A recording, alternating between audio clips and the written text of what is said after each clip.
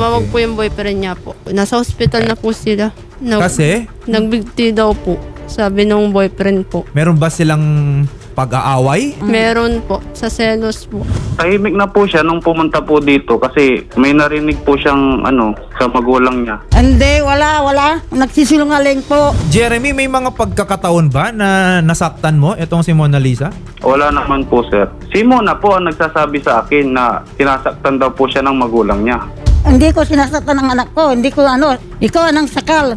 So base po sa result ng ating autopsy ay asphyxia by ligature po. Sa neck po ang nakalagay. Nakalagay din po dito na no other physical injuries noted. Ibig pong sabihin, sir, yung katawan po ng bangkay is yun lang po yung sugat dun po sa may leeg niya, sir, asphyxia po. If sa tingin po ninyo, si Jeremy Paras ay may ginawang krimen sa pagkamatay po ng inyong anak, syempre nanay, kailangan din po nating patunayan. Pero kung hindi sinundan ni Jeremy doon sa bahay, hindi mamamatay yung anak ko. Sige po, Nay. And again po, ang aming pong taus-pusong pakikiramay po sa pamilya niya po, Nay. Maraming salamat po, Nay. Magandang hapon po.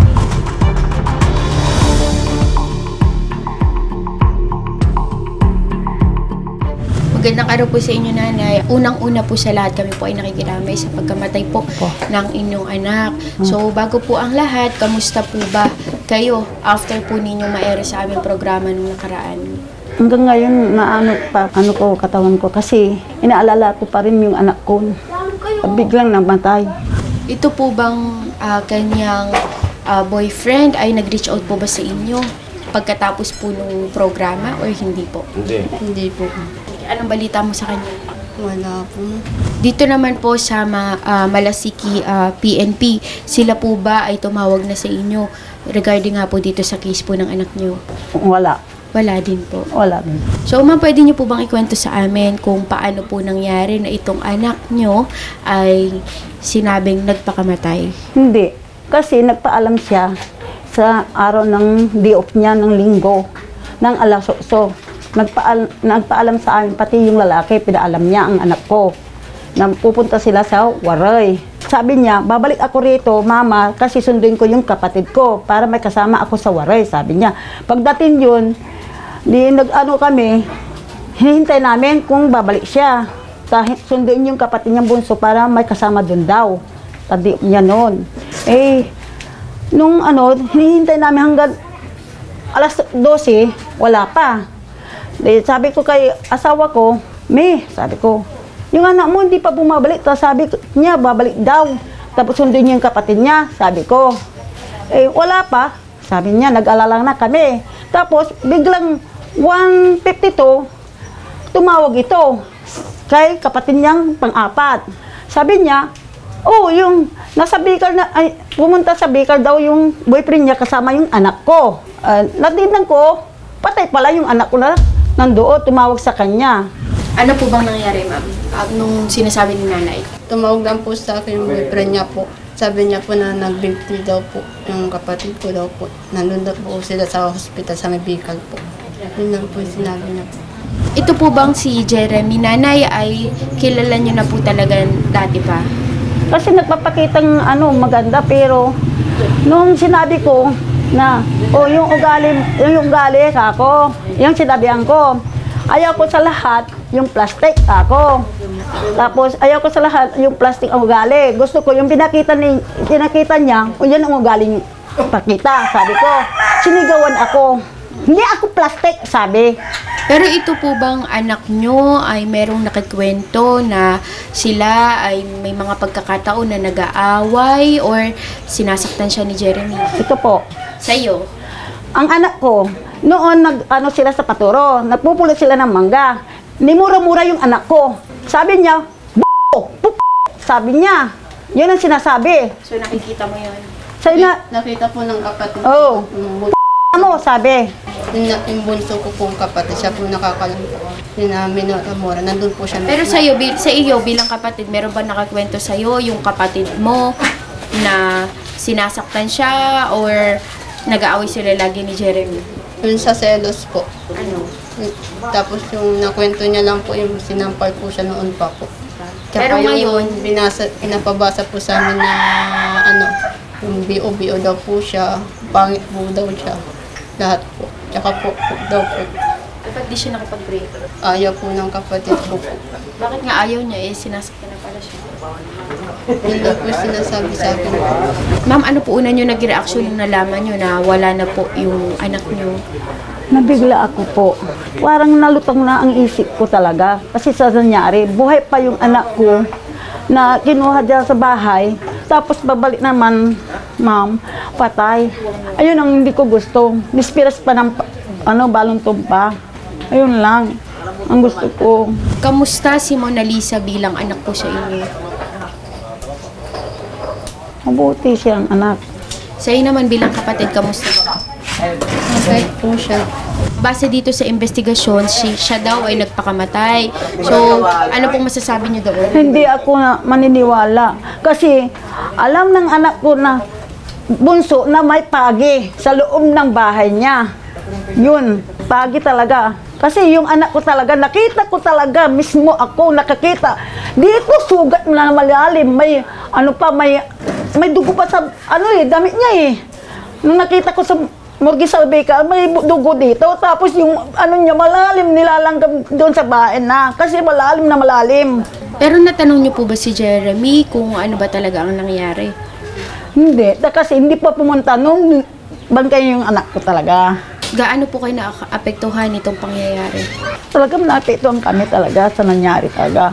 So sa part po ninyo, nanay, ano po ba yung gusto nyo pong mangyari dito sa kaso ng anak nyo? Imbiin na lang para talaga. Ang ustisya. Sa NBI na lang. Para po hostisya po para sa kanya po. Kung ano po yung Para nangyari po tulungan talaga kami ni sa Sir kanya. Rapi. So ganito po ma'am, kung sa NBI po ninyo gusto, Opo. regarding nga po dito sa investigation na gagawin sa anak nyo, ay i-refer po namin kayo doon para sila na po yung tumutok. Magkakaroon naman po yan ng parallel investigation ng PNP and then po ng NBI. Okay po?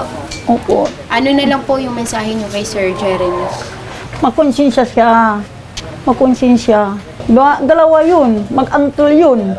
Yung nandun sa loob ng bahay, sila lang dalawa nasa loob ng bahay. Pangatlo yung anak ko, nag-iisa doon sa loob ng bahay.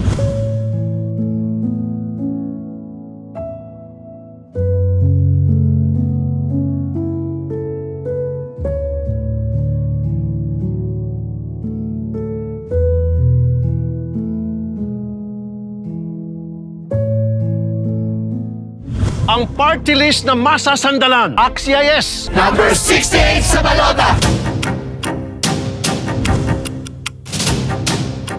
Ma'am, nandito po tayo ngayon sa NBI para nga po magkaroon tayo ng investigation at makapag-file kayo ng formal complaint regarding nga po dito sa nangyari sa inyong anak. So, papasok na po tayo sa loob para po maasikaso na. Opo.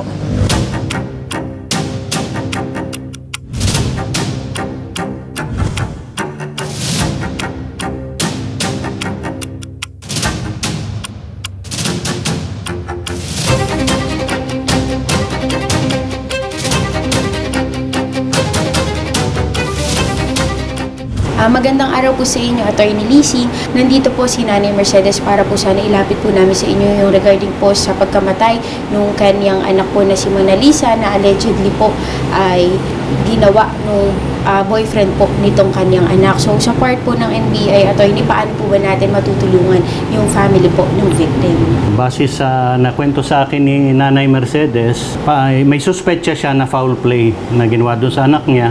Kaya ang papagawa ko po dito, ipapare-autopsy po natin sa doktor natin yung bangkay ng anak niya. Titignan natin kung may madidiscover pa tayong pwedeng gamitin sa investigasyon sa katawan ng tao. Unfortunately, nung December 31 pa pala ito nangyari, kaya ipapa-exhume pa natin yung body. Anyway, nakausap ko na rin yung medical legal namin. Sabi niya, aksyonan po natin to bukas. So, as of now po, Attorney, ano po ba yung ating ginawa initially? To be official, pinag-fill up po natin siya ng complaint sheet si Nanay para madakit na po at mabigyan ng criminal case number. Titignan po natin kung ano magagawa natin. Kung may foul play talaga, mananagot yung may ginawa. Pero kung talagang nagpakamatay, tatanggapin po natin yun, Nay, ha? Mahirap po yung nagpapaano tayo ng taong walang kasalanan, ha? For the meantime, kailangan po natin ng exhumation permit, Nay. Puntahan niyo po si Mayor. Tutulungan naman kayo ni Mayor ng Malasiki. Sabihin niyo yung problema niyo. Para pagdating po ng doktor namin, dire-diretso na po yung trabaho natin. Makiko-coordinate rin po kayo doon sa puninarya para sila yung maghuhukay. Puninarya or yung sementeryo po, ha? Salamat po, attorney. Walang anuman po. Wala pa tayo nagagawa pero subukan natin kung may Tutulong tutulong po kami. Salamat po. And syempre po on behalf of Senator Raffy Tulfo, maraming salamat po Attorney Lising sa inyong agarang pag-aksyon para po dito sa ating complainant. God bless po. Sir Raffy, maraming salamat po kasi nagpunta kami sa NBI po at iimbestigahan po yung pagkamatay ng anak ko po. Gagawin lahat ng makakaya nila. Thank you, Idol!